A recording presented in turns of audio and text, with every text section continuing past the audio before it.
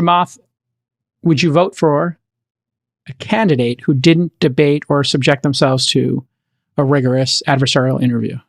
Not unless I wanted a shadow government.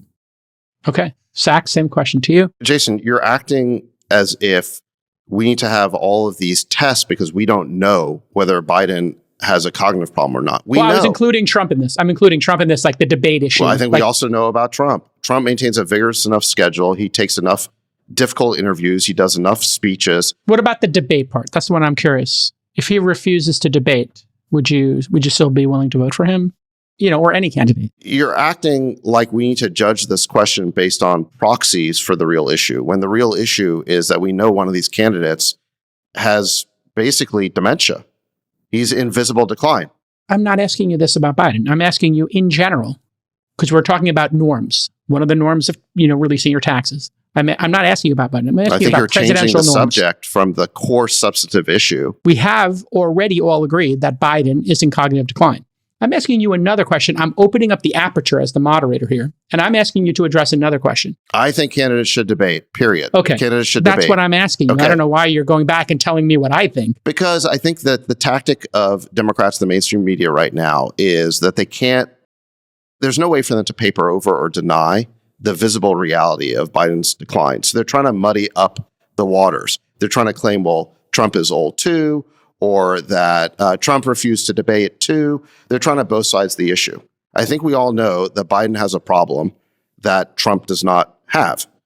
Now, I think that Chamath is also right that there's a lot of Democrats who are comfortable voting for a shadow government. They're fine with the presidency being a figurehead or a rubber stamp. And I think the reason why they're fine with it is because Democrats basically control most of our ruling institutions, really all of them. I don't think you can name one major institution run by Republicans. And they don't need a president to do anything other than be a rubber stamp. Republicans are looking for something different. Republicans need a president who's willing to push back on the permanent bureaucracy in Washington, push back on the deep state or the State Department creating new wars.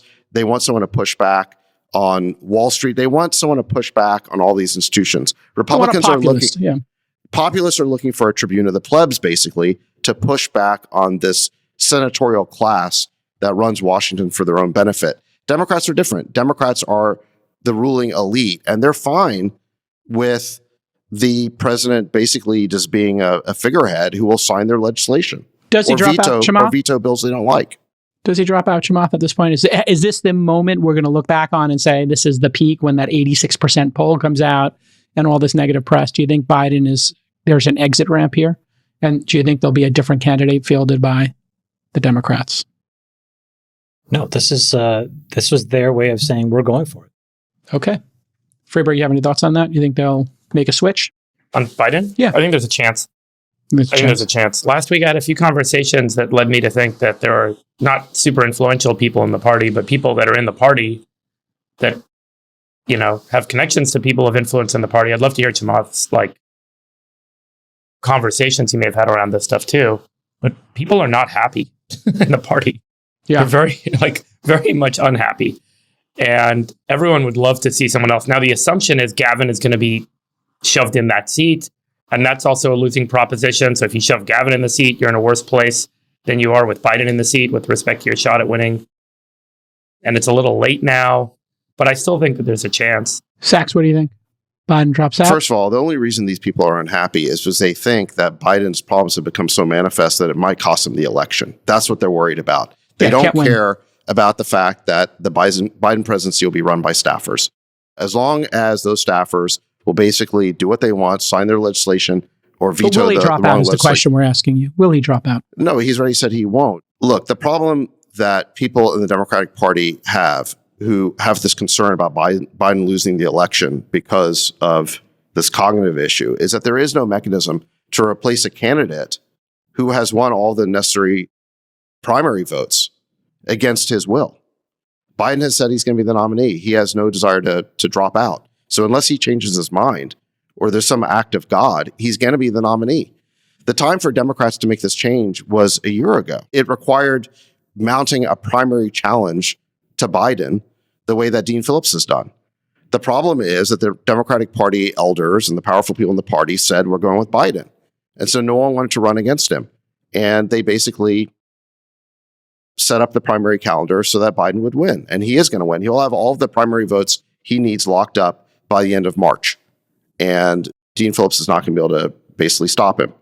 So there is no mechanism to remove Biden. He's going to be the candidate, barring act of God, unless he can be persuaded to step down. So it's not going to happen. What do you think about this new third-party effort in D.C., no labels? Have you heard about it? Have you been pitched it? I've heard of it. I haven't been pitched it. Chamath, have you been pitched it? I hosted a dinner at my house with some folks about it. And? Yeah, I mean, I think it could be interesting. I think that Is there room for a third party in the country, you think? Yes, and I think that there is a very reasonable chance, and I would put reasonable somewhere between 30 and 50%, that this third party gets created after the presidential election. And that is one of the very likely outcomes of RFK's candidacy. Because it is an infrastructure that will have gotten on presidential ballots in 50 states.